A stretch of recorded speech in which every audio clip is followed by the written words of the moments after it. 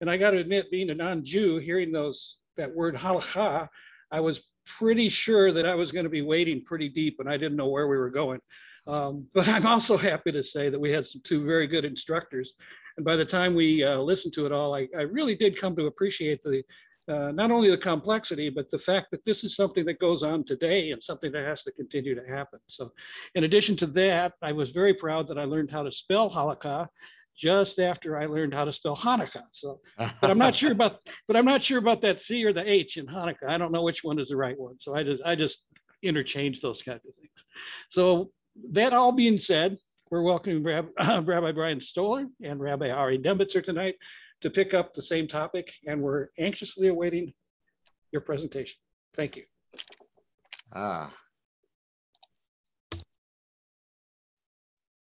Well, hi everybody. Good to see you guys. Thanks for being here. I'm happy to be here with Rabbi Ari. Rabbi Ari, how's it going? It's going great. Thank you. I mean, I'm a little bit flabbergasted. Mark, I didn't realize you weren't Jewish. I thought I was calling you Rabbi Kurchovitz all these years, and yeah, I thought you were one of my rabbis, and the whole thing just threw me off. I got to figure it out now, so I have to go back to the drawing board. But I'm happy that you didn't get lost, and that's really awesome that you followed along beautifully. I hope tonight doesn't. Well, you know what? I'm fine if you get lost tonight. That's fine.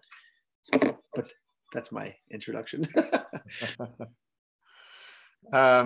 So I think that Rabbi Ari and I will each kind of talk a little bit, give an introduction to the concept of Halakhah as we see it in our respective traditions, and then open it up to comments and questions. And we hope that this will be an interactive conversation between us and you guys, and also between the two of us. So I wonder if Rabbi Ari, would you like to kick us off? I'm fine going second. Up to you. Go ahead, please. All right. So Halakha is spelled Halakha. So that's just to give that background. Halakha. So Halakha means v'halachta bidrachav. Halicha, which literally means to walk. So I walk. How do I walk? I walk in the way of the Creator. So the background for Halakha, which I'm not sure if it was addressed last session, but the background of Halakha is that when we lost our temple, when the temple was destroyed, in which we had incredible spiritual clarity, and we were able to engage in a very intimate relationship with the Creator.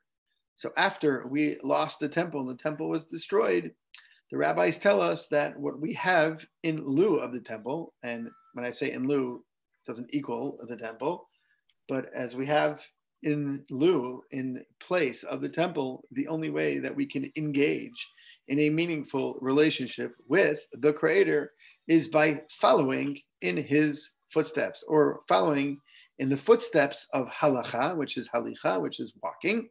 And I have the walk, to walk the way of Judaism. So that's essentially the background, or one of the backgrounds of what Halakha is and what it means. Again, holech, I am holech. Big difference between an angel and a human being. And when I say an angel, I mean just a spiritual angel, not a person who acts like an angel. Is that an angel is what we call an omed, is a person, or not a person, is a being who is stationary. It is what it is. Whereas a human being, a person, and specifically we're talking about, let's say the Jew who's following Halakha, is constantly holech, is constantly progressing or regressing, but constantly moving and constantly walking. So the idea of Halakha, as a general background, is to walk in the way of the Creator. How do I know how to walk and how to live as a Jew? So we have the concept of Halakha. This is how one walks. This is the idea that the four amos, the 4 cubits of Halakha. So,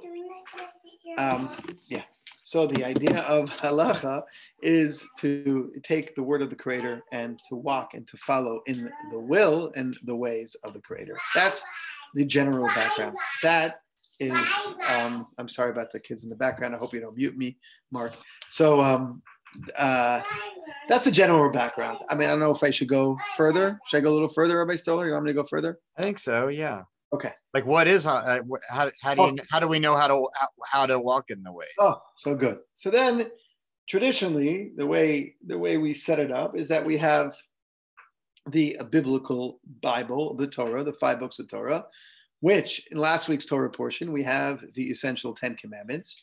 And the 10 commandments are beautiful. And as Debbie could testify, we're not supposed to treat the 10 commandments any different than the rest of the Torah. Correct, Debbie? Remember that? We're not supposed to treat it differently. Hence, there's different customs about whether one should stand by the reading of the 10 commandments or not. But that's a topic for last week. Either way, the beginning of this week's Torah portion, it says very famously, Ve'ela mishpatim. And these are the mishpatim, the details, the laws that govern society between man and fellow man. And says Rashi very famously that just like the big ideals, the big fundamentals, the 10 commandments were mentioned at Sinai, i.e. those are divine, so too all the laws, all the details about what I'm going to tell you now in this week's Parsha, in this week's Torah portion, and in all of the Torah portions, a lot of the details are also divine. Now, if one would just open up the 5 books of the Torah and just read the words of the Torah, it would be very difficult for us to understand how do I live in 2022 with the words that are mentioned in the Torah. There are a lot of vague concepts and things that are very hard to apply. So over the years, a system developed from generation to generation of what we call Halakhah, or what we call Torah Shebaal Peh, the oral tradition. So let's explain that for a second. So the way I like to explain the idea of the oral tradition is as follows. So Torah Shebaal Peh, the oral tradition, which according to this, maybe we'll say is the Orthodox way. I don't know if it is the Orthodox way. It's probably the only way that I know, is that everything about that's in the Torah is binding. That means that there are things that are going to be there that are perhaps not relevant for the times that I'm living in, or maybe not understood in a rational way in the times that I'm living in. However, I stick to it because this is what connects me to my past, and that is what we call a little bit of Halakhah. So Halakhah is really in all areas in areas of life. There is a way to do it based on the will of the Creator. Let me explain a little bit differently.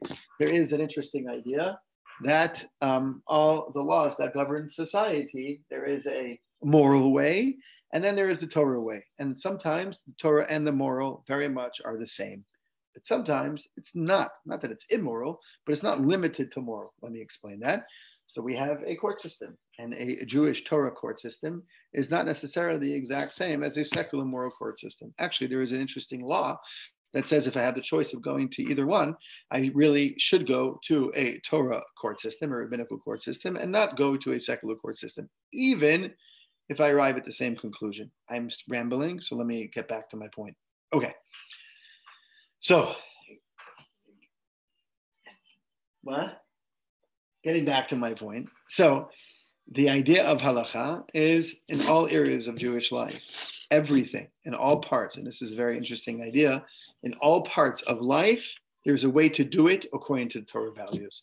In all parts of life, there's a way to do it, that a letter of the law. There's a person that comes to our synagogue who always challenges me with beautiful thoughts and beautiful questions and says, why in the world does God care where my tefillin are? Why does it make a difference if the tefillin is on the left side or on the right side and not smack in the middle, and that makes it that it's not kosher? Why in the world does God care? Okay, the answer that I usually give him, doesn't accept it. Probably half of you won't accept it. Is the same idea of him sending an email to Rabbi Kurchavitz. So I'll send an email that says, Rabbi Kurchavitz, long email. Send him a long email about why I think it's time for him to convert. And it's going to be long with all the details about Halakhah and everything. And at the end, or in the beginning, I write Rabbi Kurchavitz, gmail.com. Does that email go through? No, I messed it up. At gmail, com. No, it doesn't go through. Why? The syntax is incredibly important. How do I take spiritual and physical and mesh them together? The syntax is incredibly important. How I do something reveals God's presence in this world. Getting back to the court system, The court system, the secular or moral court system, is about maintaining a just society. Hopefully, that's what it should be about. But the court system, the rabbinical court system, is not about maintaining a just society. It's about revealing the word of God. It's about revealing God's will in everything. And 80% of the time, I don't know if that's a fair percentage, it's the same thing. Sometimes it's not. So that's a little bit of a difference between the Jewish or Halakhah court system versus just the laws that govern society. So in the beginning of this week's Torah portion, says Rashi, how I live my life, how I make a blessing, all these things that are binding, that are essentially the way that a person lives 24/7. And it's not a rabbi's job to live Jewishly for 24/7. It's a Jew's job to live 24/7 Jewishly.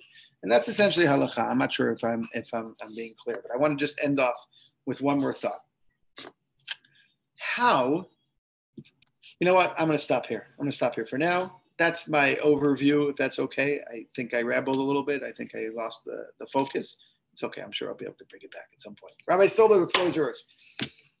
Thank you. Thanks, Rabbi. I wonder if before I start, if there are any questions for Rabbi Ari about what he taught. We'll have a chance to also come back after I speak, but I don't want to lose any questions you have for Rabbi Ari now. I do have one.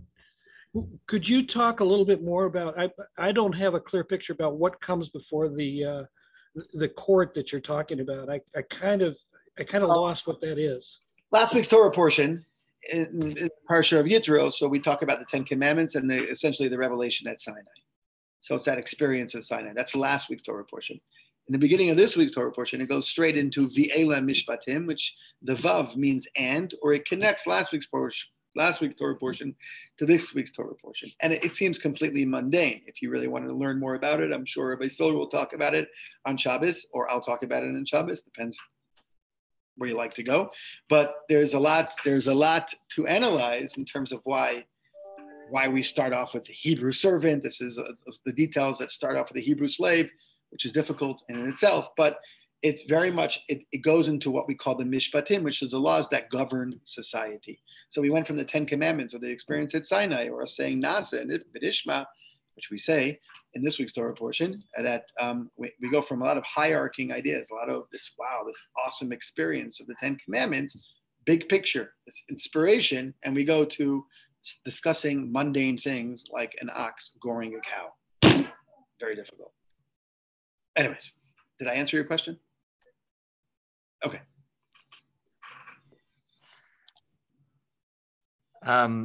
Okay, thanks for the question and answer, Rabbi. So I'll just jump in here and kind of set the table of halakha from my perspective as a Reform rabbi, and then maybe we can have some conversation about differences and similarities and whatnot. So I guess I want to pick up on a couple of things that from Rabbi Ari's framing of it that I think kind of will help you understand how we approach halakha in the Reform setting. So one is the issue of the binding nature of halakha. And then two is the characterization of halakha as law. We typically translate halakha as Jewish law, and thus the kind of conversation about a court system and so forth, which certainly exists. I want to offer kind of an additional perspective on the question of halakha as law. But let me first start with the issue of the binding nature of halakha. So if we think of halakha as law, we know law in the sense of law in the American society. There's civil law, there's criminal law, and law is binding in the sense that as citizens of the United States, we have to follow it. If we don't follow the law, we'll go to jail, or we'll have to pay a fine, or there's some kind of penalty for not following the law, which is enforced by courts and police officers and a judicial system. In Reform Judaism, think we think of halakha a little bit differently. In our frame of thinking, halakha is not binding in that way. First of all, there's no authority that enforces it, right? So if I or anyone chooses, not to observe some aspect of the halakha, I'm not going to be arrested for it. I'm not going to be fined for it. There's no compulsion behind it. So by definition, in our society, regardless of whether we're Reform or Orthodox or anything else, the observance of halakha is voluntary. It wasn't always that way in Jewish history. Before the Enlightenment, when Jewish communities lived in their own communities, they were given authority by the ruling power under which they lived to enforce, their own laws. And the Jewish community had its own court system and, kind of police powers. And if people didn't follow the halakha, they would be penalized and they could be thrown out of the community. But that changed with the Enlightenment. And now the observance of Jewish law is fundamentally voluntary for everybody, because nobody's going to be arrested for not following it. So in that sense, you have to pair it in Reform Judaism with an ideological principle that governs our worldview, and that is the principle of individual autonomy. So in Reform Judaism, we hold as a core principle that each and every Reformed Jew, has autonomy over their own lives, the ultimate authority over their own lives. It's up to us to decide what we're going to do. We're not bound by any kind of authority external to us, even in a kind of a non police power sense. We're our own ultimate kind of religious decision makers, and so that kind of reinforces the fact that our observance is a matter of personal choice and is voluntary. So if that's the case, halakha is voluntary, but it's law. Well, what does that mean? How do we kind of reconcile this idea that law can be something other than, compulsory in the sense that we know it in American society? So here's where I want to move to the second kind of point and drill down on the idea of halakha as law. And to do that, I want to show you an excerpt from a text. This is from an article that I wrote about halakha, but it's a quotation. I'm going to start with a quotation from a scholar by the name of Chaim Seiman, who wrote a beautiful book on halakha that came out a couple years ago. So he says, the term Jewish law fails to do justice to halakha.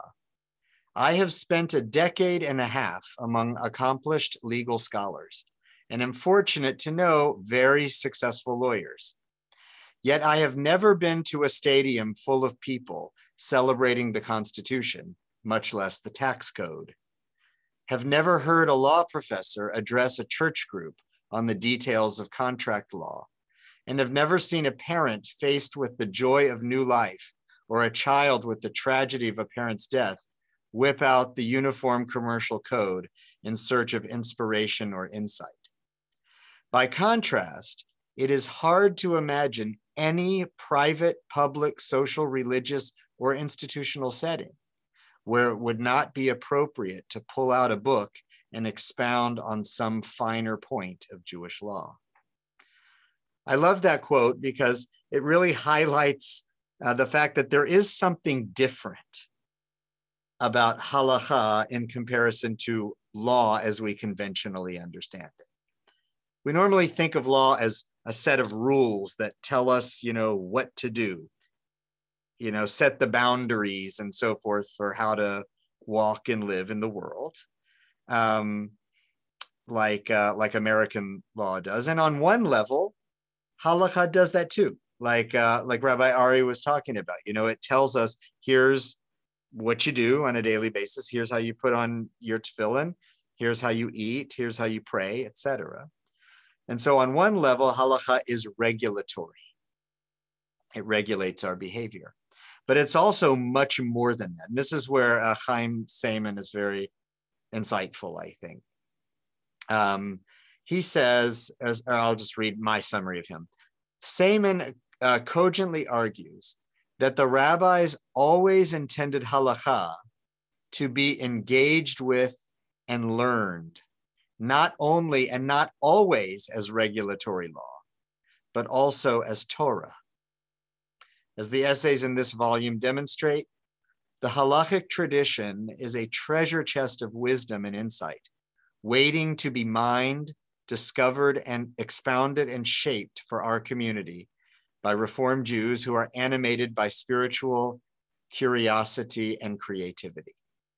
In my view, Seiman's brilliantly articulated idea of halakha as Torah has the potential to liberate us from the vice grip of the Orthodox premise that there is but one legitimate halakha in which we have no say, and to redeem halakha from the pit of irrelevance into which it has been cast. And I mean there by many Reformed Jews who say halakha doesn't have anything to do with us as Reformed Jews, that's an Orthodox thing. In my view, halakha is not just an Orthodox thing, it's a Jewish thing. And it's relevant to Reformed Jews and conservative Jews and Orthodox Jews equally. It just looks different and is processed differently, depending on what community you find yourself in. There's nothing wrong with that. Like Rabbi Ari said, halakha comes from the Hebrew word meaning to walk. It teaches us how to walk through the world in a meaningful Jewish way. And depending on our kind of religious outlook, we might walk a little bit differently. There's nothing wrong with that. That's fine. That's beautiful. That's how it's through halakha that we give expression to our religious convictions. So I'll pause there and then invite, now that we've kind of heard from both of us with a little bit of different perspectives, we'll open it up for questions and comments.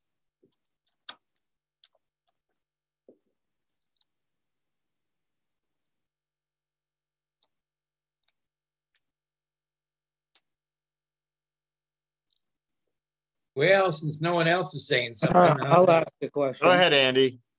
Unless someone else had their hand up before, I didn't. No, please go ahead. I waited. So please help me understand something. I'm going to use a metaphor, hopefully. The driver's license manual in the states that we move to is a set of laws that says, here's the speed limit, here is how to make a turn. I mean, we all know it, etc. Do we have the right as individuals to not follow those laws and regulations? So in the United States, the answer would be, well, you have the right to do it, but you will be penalized for not doing it. Do you really have the right to do that? If you're going to be penalized, you don't have the right to do it. I mean, you have the ability. Fine, right? I'll accept you have that. the ability to transgress the law. You can choose to do that. Right. But if you're caught, you will be penalized for it. Okay. So now let's move to the whole concept of halakha. And I understand and really admire the way both ideas have been presented. So you go to the Torah, the original, if I may, and correct me if I'm wrong, the original driver's license manual. But the difference is you're not driving on the road, you're driving through life. And it gives you moral and ethical and spiritual values, instructions, and ideas on how to navigate through life. And in reality, how to live with yourself, how to live with other people, how to live with the earth, and how to live with God. That's about the four summaries of what this whole thing is all about. So, does an individual have the ability to make changes, to use your word, very nicely done? The answer is yes. You have the ability. Do you have the right?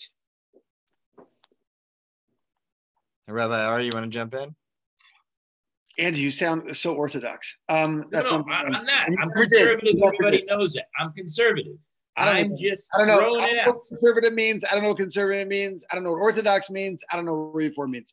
I really don't. So I want to answer that. First of all, I think Torah doesn't deal with rights. I think they deal with responsibilities. Okay. So that's number one. It's not a matter of right. Do I have a right to do something wrong? No, you have a responsibility to do something right. That's number one. Number two, and then maybe this is a longer discussion. I think Rabbi Stoller spoke about the reform approach. I don't know if I spoke about the Orthodox approach, even though I don't know what Orthodox means. But I don't know if I spoke about my approach that much. So I do want to crystallize that a little bit, if I can. But it's an answer to your question. Of course, there is no way today to penalize somebody for doing something against Halakhah, correct? But the Orthodox, or what I understand as Torah, approach is you have to do this if you want to be you. And if you don't want to be you, you don't have to do it. In other words, let me say a little bit differently. We were a people first. We become a nation.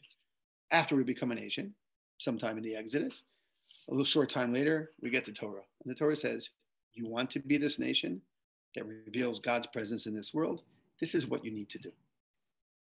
If you don't do this, then you're essentially not engaging in a relationship with the Creator. Let me say it a little bit differently. It's called two words, and it's from this week's Torah portion. Na'aseh v'nishma. Jewish people say the words, we will do, and then we will hear. And essentially what that means is, it's not my choice. I'm going to do this because this is who I am. Now, let me try to understand it and to connect to it based on who I am. Let me try to understand what the relevance is. Some of it I'm not going to understand. Some of it I will understand. Let me explain it a little bit differently. Na'aseh v'nishma says as follows, and this is the way the Beis Halevi, the Brisker rabbi, explains this. Rabbi Cook explains this also. He says, when I say counterintuitively, I'm going to do, and then I'm going to hear. What does that sound like? It sounds like robots, no? Except we said we will hear afterwards. So it doesn't really sound like robots. But the fact that I'm going to do whatever it is you tell me to do sounds like my choice. It's not my choice. I don't have free will anymore. What I'm saying is, in order for me to engage in a relationship, I'm going to accept whatever you tell me. Now I'm going to understand, I'm going to delve into, which is my responsibility. It's called learning the Torah.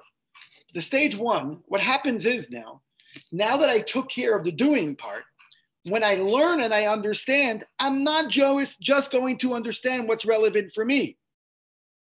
I'm not just going to understand or learn what's practical for me. I'm not limited to just me. So Na'aseh v'nishma, if that makes any sense to anybody, expands my choice to say that, if I want to have a relationship with the Creator, I have to hear everything He says and follow everything He says. Now, if I don't want to have a relationship with the Creator, you can say that's my choice, but then I'm not being me. Or let's say a little bit differently. Na'aseh v'nishma, there's a midrash that explains that in last week's Torah portion, the mountain is above our head, and God says, either you accept the Torah or this mountain will bury you. Okay? Very good. Very dramatic. What on earth is God saying? What on earth does it say for the Torah that has to be forced upon us? Right? A lot of questions. Also, a very good question is, we just said we're going to do it. Why? What's this midrash teaching me? You just said we're going to do it. Why do I have to have a mountain hovering above my head that says do it or else? What's the idea? So the Maharal and others explain, it's teaching me that I don't have that much of a choice. This is who I am. If I want to be who I am, this is what it's called Torah. It's called Halakhah. It's called, if you want to be a good person, you have to drive a certain way. You don't want to be a good person, then you're not a good person. Now, you can translate it saying, Rabbi, are you saying that only Orthodox Jews are good Jews? I didn't say that. I'm saying that the way that we approach Torah and the way that we approach Halakhah is, yeah, it's binding, which means it's not my choice. It's my choice to decide to be what I want. Who, if I'm a Jew, I have to be a Jew. If I'm not a Jew, I have to recognize I'm not being who I am. So in a way, it's not about choosing to do halacha because I'm not going to be, it's not really a choice because I'm not going to be punished for it, or it is a choice because I'm not going to be punished for it. But yeah, it's true. But if you want to be Jewish, this is how you have to live as a Jew. If you want to engage in a relationship with God, you have to listen to what God says. We'll call that halacha for now. We'll call that, this is the way to walk in the will of the Creator. You want to engage a relationship with Hashem, you have to follow halacha. If you don't want to engage a relationship with Him, that's your choice. That does sound like Rabbi Stoller said, with a little bit of a nuance difference. Yeah, I mean, I think so. I agree with that. That, you know, I agree with the idea that it is our choice to engage in relationship with God, and halakha is the means, you know, by which we do it as Jews. I think where I differ is, you know, on the idea that there is only one way. You know, I think I think that it's just, you know, I think that there are many different ways. Each halakha is an expression of interpretation, you know, of the Torah, and interpretation of the Torah is a function of a particular community's circumstances and you know, the broader setting in which the community lives and functions, the values and so forth. And that's demonstrable over the course of time. You know, in different times and different places, halakha has evolved differently. And you can even see it at you know, in the same time, you know, a given setting or a given time period. In one community, the halakha is X, and another one, the halakha is Y, because circumstances lead to the evolution of halakha in different ways. I want to illustrate that. I want to show. I came prepared with some text, and I want to pull something up here from something from Rabbi Chaim David Halevi, who was what we would, you know, an Orthodox rabbi, a Sephardic rabbi, the chief Sephardic rabbi of Tel Aviv in the 1980s, 80s, 90s, I think. And he deals with this question that Andy is asking about change. Do we have a right to change or to not, you know, follow what is written? And this is what, this is my translation of something that Rabbi Chaim David Halevi wrote. He says, I do not agree that innovations in the halakha, which are in the spirit of the written and transmitted halakha, and with absolute loyalty to it, are a deviation, even if these innovations happen to change the written halakha that we possess. The fortification of halakha is found in its root, he lamed chaf, meaning to walk or go. The point of the matter is that it goes and comes from the beginning until the end. This thing, the halakha, was received in Israel, and it goes from Sinai until now. Or you might say it means that Israel walks in it. And the way of the received halakha is that Israel should be able to walk in it. However, the concept of halakha takes on different meanings in various times. And a law that was good for its time may no longer be suitable after a generation or more, and it requires tikkun, meaning repair, or change, or the like. However, it is certain that God is the giver of the Torah. God watches over us until the end of the generations and gave us a Torah that is suitable until the end of the generations. But it's certain that we are obligated to understand how this is so. Thus, this matter of being able to walk in the Torah over the course of time is a possibility only because our rabbis were given the authority in their generations to introduce halachic innovations in response to changing times and circumstances. And only because of this authority is it possible to uphold the Torah among the Jewish people and to walk in the way of Torah and mitzvah. Regarding the authority that is given to rabbis to innovate in each generation, innovation is part of the halakha that was transmitted to Moshe Rabbeinu. Anyone who thinks that halakha is frozen and that you cannot deviate from it right or left makes a grave error. Rather, on the contrary, there is no flexibility like the flexibility of the halakha. And I love that text because, look, this is coming from a very highly esteemed, rabbinic scholar in the world of halakha, and he says that change is part of the whole system. The point is, if halakha means to walk, the point of halakha means you have to be able to follow it. You have to be able to walk the path of halakha. And in order to do that, it's going to change because the world is always changing. Circumstances are different in different times and different places. And if we held to this idea that halakha is what is written and it never changes till time, eternal, it would die. Judaism would die out. So I believe that halakha is always changing. I think that's is demonstrable by looking at it, and I also think that, as I said before, I think halakha is given different expressions in different communities. So it might look different for Beth is, an Orthodox congregation in Omaha and a Reform congregation in Omaha. It doesn't mean that there's one thing called halakha and you either do it or you don't. I think each community has its own halakha that it kind of formulates and shapes over the course of time as an expression of its values and way of being in the world. And that's great. That's what makes me a pluralist.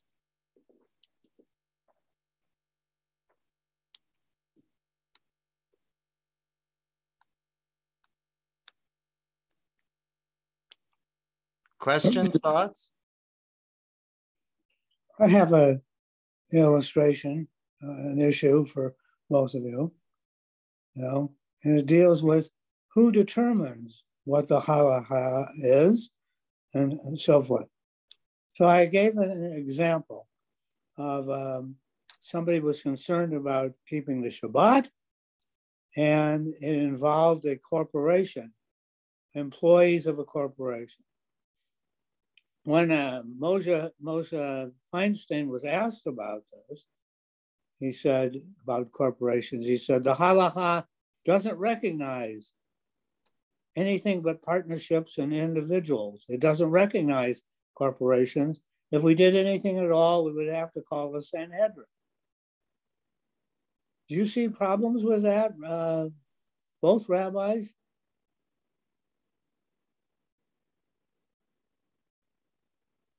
I don't know enough about that statement that he made. So do I see a problem with saying that he doesn't recognize corporations? Of course. I don't know. I can't speak to that. So obviously you have to be familiar with something to be able to rule on it. So I don't know enough about that. Well, love to read it, but I'm sure there's more to that story. No, but the question is, innovations and circumstances changing. Well, actually, if you want, Rabbi Feinstein happens to be an incredibly innovative thinker. I'll give you an example. There's something I came across this week about a certain logic that he that dictated how he thought about something. And I know that he went to a colleague of his because he didn't have a lot of books or accessibility to a lot of books of, let's say, people, what we call achronim or late achronim from the last 200 years. And he went to somebody's library and he wanted to research the topic of what everybody said on this particular topic. And he went through I think something like 45 books. And at the end, he ruled against all those 45 books. So the person, his friend, his colleague asked him, with all due respect, if you ruled against all the 45 books, why did you look in all of them? If you knew what you were going to say before you even went to it. And he said, look, I had this logic to be lenient in this particular circumstance. I wanted to see all those 45 people who were strict in the circumstance, whether they refuted my logic. None of them did. So I went with my logic to be lenient. What I'm trying to say is, I don't think that example, which again, I don't know, is an example of someone who's not being innovative. I think, and again, maybe maybe this is not so black and white. Change is absolutely necessary. Change at the fundamental level is absolutely not necessary. Let me say a little bit differently. The methodology doesn't change. The output or the outgrowth of the methodology has to change. So obviously you move forward. Let's say a little bit differently. There's 70 expressions within Halakhah. There's 70 expressions within the Torah. The average Orthodox person is going to say there's 70 different ways of interpreting Halakhah. But then there's 7 million other ways. But that's outside of the scope of Halakhah. So yeah, I'm going to say to Rabbi Stoller's point, I'm also a pluralist up to a certain point. Just like I believe Reformed Jews are going to be a pluralist up to a certain point. Perhaps my viewpoint, or as an Orthodox person, not sure what that means again, is perhaps a little bit more narrow or focused. I'm not sure whatever word you want to use, but there is fundamental truths that I would consider a schism. There's a fundamental truth that if that is going to be addressed and attacked or unraveled, that's not a truth, but that in my mind could be called a schism. That's something that veered away from the 70 expressions.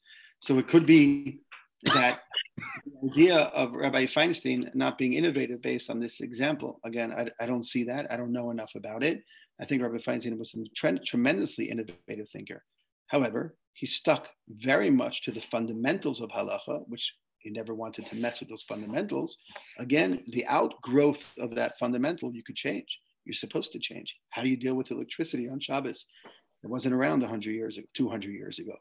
These are big concepts that need to be addressed. But the methodology and the logic behind it has to not be broken. I'll give another example. There are some laws that, according to Halakhah, are called davar shebeminyan, which means that there's a ruling at a certain time that a bunch of people came together and said, this is the rule, this is the law. So this, if it is categorized, if this law is what we call a davar shebeminyan, then you can't just undo it just because the rationale doesn't exist anymore. Some you could. Some laws you could undo if the rationale doesn't exist anymore, but some you can't. Now, why do I mention that? Because what that does is that that essentially connects me to generations that came before me. And just because the reason may not apply sometimes, I'm still connected to the times of 400, 500, 600 years ago. A good example would be a second day of Chag, a second day of holidays, in which in Omaha, Nebraska, there is no reason why we keep a second day Chag unless it just connects me to a few hundred or a few thousand years ago. So that's an example of, like, you would think, be innovative. It doesn't affect you anymore. We have a Jewish calendar. There's no reason to keep 2 days if we have a Jewish calendar. But the reason and the rationale is, no, you need to be connected to something that came before you. And for that reason alone, that's the reason why we stick to it. So, okay, yeah.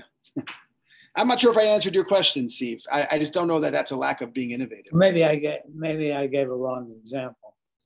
Well, Steve, I heard you. I think your question, the example aside, you asked the question of who gets to decide what the halakha is. I think that was how I understood the initial question, and that's really that's an outstanding question. So, and here's again where halakha, another way in which halakha differs from the way we conventionally think about law.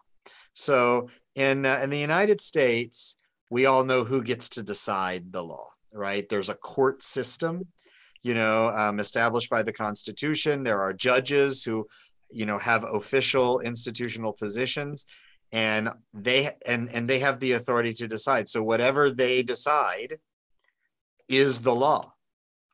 Right, whatever the Congress and the Senate, approve and the president signs, that is the law. That's the rule in America of how laws are made. And it doesn't matter if what the judge says is the stupidest thing in the world. If the judge rules that way, that's the law, because that's how the system works. Halakha does not work that way. Halakha doesn't have institutional bodies, that say like there's a court of halakha that decides, the law, or there's a Congress that makes it. Halakha over time is formulated by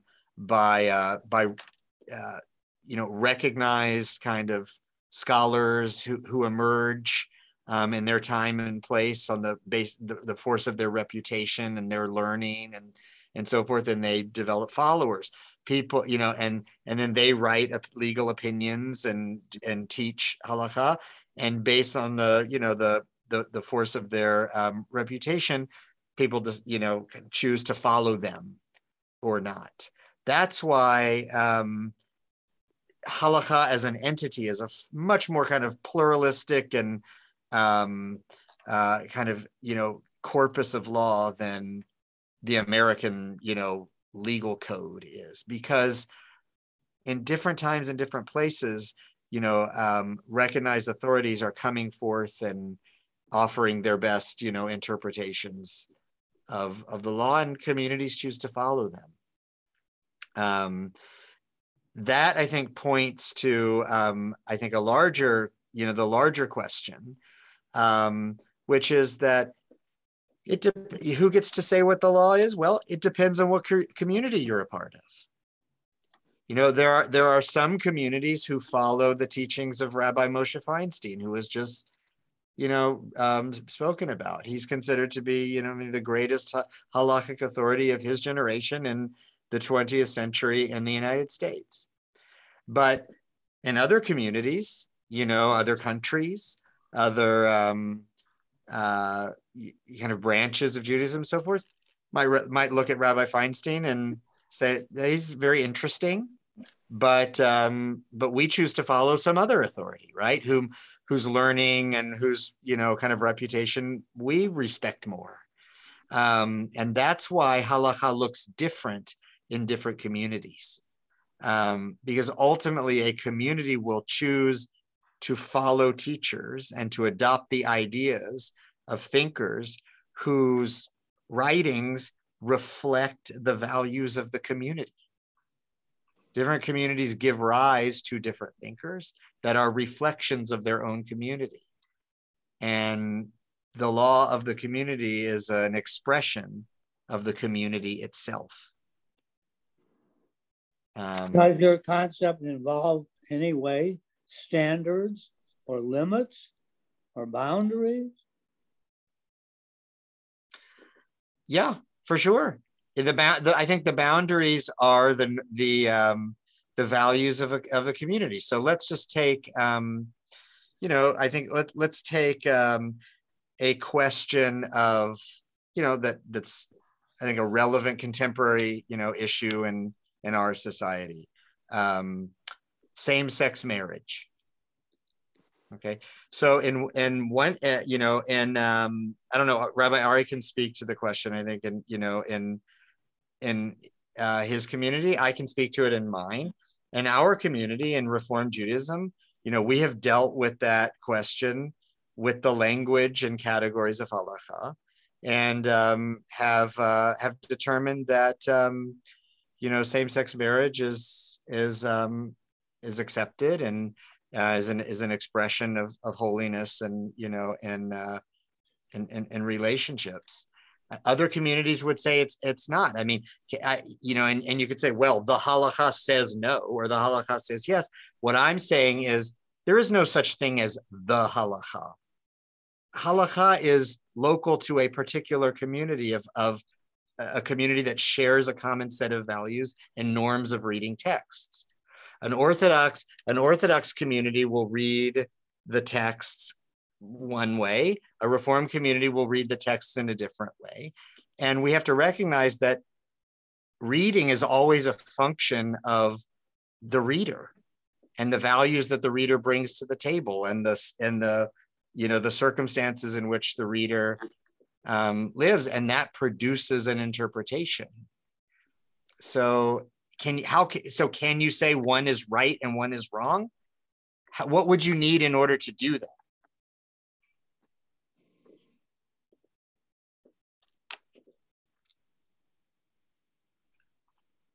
I'm interested in Rabbi Ari's opinion. I'm only just speaking from my view on that. Yeah, I mean, the way I understand halacha is not necessarily based on interpretation by the reader. It's usually by the leader.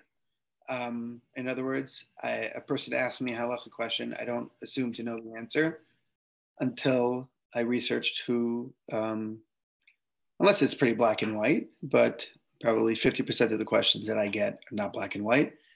And then I try to submit to somebody with greater knowledge in the area of halacha than myself. So I do believe that there are people who have a greater extensive knowledge of halacha, and therefore I would submit to their understanding more than mine. We can call that humility. You can call that just that's the system. So I think there is very much a framework, and the halacha is not, this is the way I understand it, not based on community. There are some customs that are based on community, which is very specific to some customs. But as a general rule, when it comes to halacha, it's not based on community. It's based on past, and it's based on present, and it's based on future. And there is, again, like I said before, there is a red line, you want to call it, or there is a certain amount of boundaries that if you cross those boundaries, then I would say that's outside of halacha. That is, obviously that sounds very orthodox. I'm proud of that. I'm fine with that. But that is, you want to call that another way of saying na'aseh v'nishma, in which I submit to something greater than myself. You want to call that, you want to call that Masorah or tradition, in which tradition is not a song from Fiddler on the Roof, but it's something that speaks to, wow, look at this tremendous, tremendous, tremendous rich past that I have. So here I am. I'm a giant. I'm a giant that happens to be on a much larger giant's shoulders. So I'm really an ant that happens to be higher than everything that came before me because of my incredibly rich past. I'm small. I think that I'm large, and I'm very powerful because I'm the highest part of the body, but I happen to be on the shoulder of all the generations that came before me. So I think there is a certain parameter, our parameters, which we say, no, it's not just left to the reader's interpretation, or it's not left to a person's choice or a communal choice. And there are things that are keneged halakha, as we say, that are against halakha. There is a certain, what we believe as being a divine word and divine truth that we're all trying to connect to. And sometimes we think that we know more than we do. And sometimes we know something. But as I always say, a little knowledge is a very dangerous thing. Go ahead, Andy. Sorry. Well, I think there were some questions from others who wanted to comment. I think Debbie had a question and Karen had a question. I just want to make sure they have a chance. I had a analogy about laws and, comparing it to civil law. In the US, we have a federal level, we have state level, and we have laws made at local. So you do have variations in laws across the country, but those, the similarities come is those state and local laws can't contradict or override the federal laws. The federal laws create boundaries, but more laws can be made at, different levels beneath the, Congress is what they're writing. And that could be a way of looking at it, even with Halakhah, is there is a hard set of laws, that's the federal level. And then each community below that, within those boundaries, can make Halakhah to fit them too. I like that. Yeah. I guess I go back to the beginning. And if Halakhah is based on the Torah, then how can we change it? And my second question is, how does a community interpret the Torah? How does a community interpret the Torah? Yeah, you talk about different communities interpret the Torah differently. Yeah. I mean, and I guess I'm confused on that. How does a community, based on what? So I think a community interprets the Torah based on its reading of text. Everybody read. Let me give better words to it. Hold on just a second. See if we can. Okay. Let's not do that. That's going to take too long. Every community, everybody reads text, whether it's a Jewish community or you're talking about something else. Any text you read, you come to it with through a certain lens. You know, you're going to read the newspaper. You're going to interpret it based on your experiences in the world, your values, your society, etc. You can't help it. When you read text, you interpret it that way. Somebody else is going to read the same text and they're going to interpret it differently because they're a different person, and they're reading it through their lens as a function of their values and their experiences and their norms. We are the products of our community. So if you grew up in an Orthodox community, you have learned to see the world in a certain way, and you've experienced the world in a certain way. That is going to lead you and the leaders of your community to read the text through that particular lens. If you grew up in a Reform community, you're taught to see the world differently, and you've experienced the world differently, and so forth. And you and your leaders and your co-learners in the community are going to come to that same text, and you're going to read it differently, right? So you're going to interpret it to fit your needs, is basically what you're saying. But yet it's the Torah, and like Rabbi Ari said, there's a certain methodology that still has to remain in place. Whose methodology? The Torah. The Torah has its own methodology? The Torah itself and the laws. Yeah, but in terms of reading the Torah and interpreting it, the question is, we've talked about, Rabbi Ari said there's a methodology for it. My question is, whose methodology?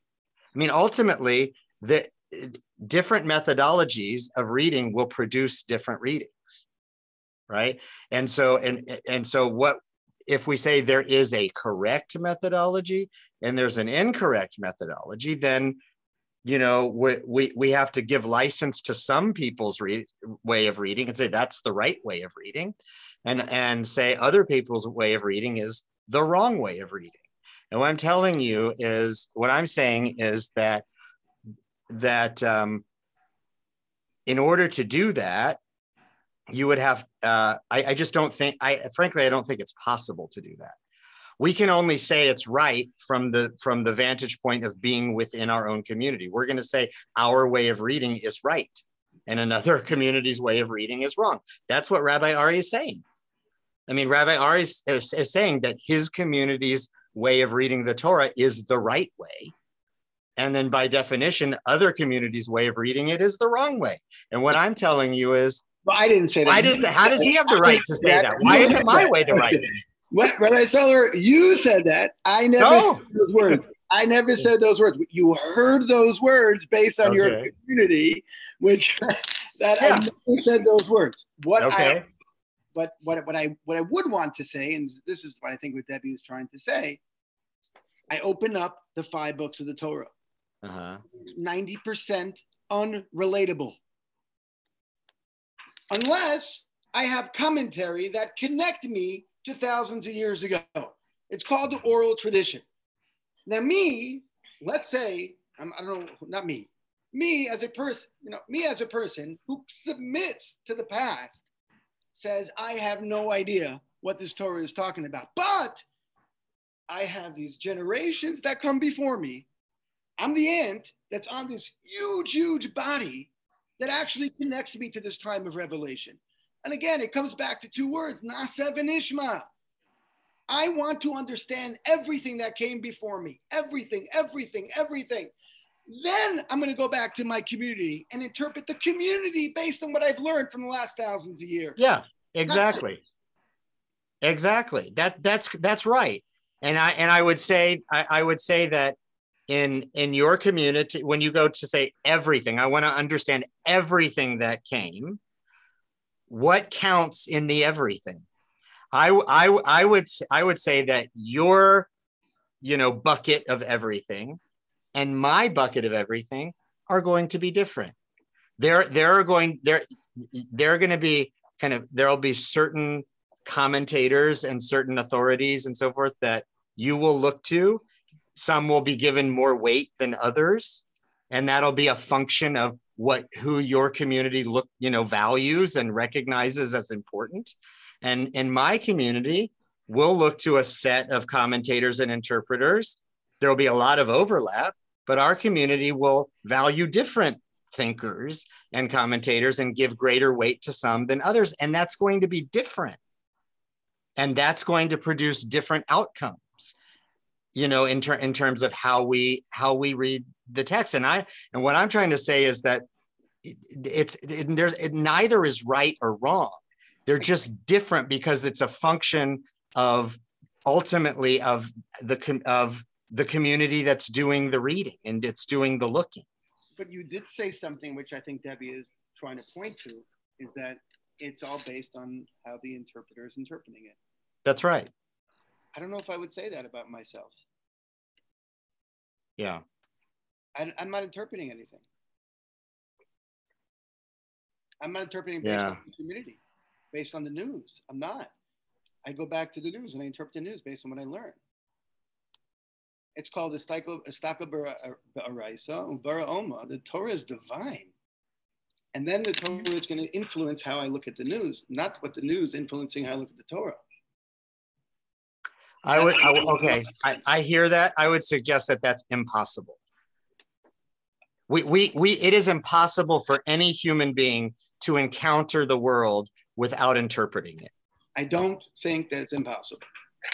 This is a subject of great, debate and academic scholarship about how reading texts. Yeah. It's called a lot of humility. It's called approaching something that's sacred, that's above me and above my experiences and above my understanding. That means I'm going to do things that I don't understand sometimes. Sure. Then it doesn't make it impossible. I don't see the connection between, on the one hand, doing things that you don't understand. Okay, you can do that, and saying that you're not interpreting. You're always interpreting. But it's everything that you encounter, whether it's a text or a friend or a person or something, we are always in the process, always interpreting everything. It's nasa v'nishma. It comes down to those two words. It comes down to, I am completely a blank piece of paper when I'm studying something. It takes a lot of work to get there. I know I have teachers like that. Okay. I know. And I'll call that humility. That's a recognition that this thing that's in front of me, this book that's in front of me, is larger than anything I could ever achieve. It's not the same as the Wall Street Journal. The Wall Street Journal falls on the ground. I don't kiss it. When this falls on the ground, I kiss it. I have reverence for it, which says that it's much larger than anything I experience or can read in the Wall Street Journal. I don't one day pick up this, and this is something I preach at Beth Israel. You want to come to me and talk to me about all your politics and all your news. That's amazing. I just and I'll address everything that you're coming to me and that you want to address with me. I have one request. Follow the news for 1 minute, and for every minute that you follow the news, study Torah 100 more times in that minute that you follow the news. It has to be batel and meya. It has to be 100 times. I have to study the Torah 100 times more than what you're exposed to in the news. Then you can watch the news. It's called 22 Minutes and We'll Give You the World, right? WINS, New York. We spoke about this at one point. But that's it. I need to know what's happening around me up to a certain point. Why? Because then you're right, then it influences me. So if I'm able to have an equation where it says 10 times the amount that I study the news, I'm studying the Torah, then perhaps that equation is good. And then I'm going to argue the point. It is very possible that I don't interpret the Torah based on my community. Even if you study the Torah a gazillion times more than you study the news, and you should, you're still going to be interpreting. What if you grew up in a community that never knew the Talmud existed until someone from Israel came or from Europe came down to tell you about it?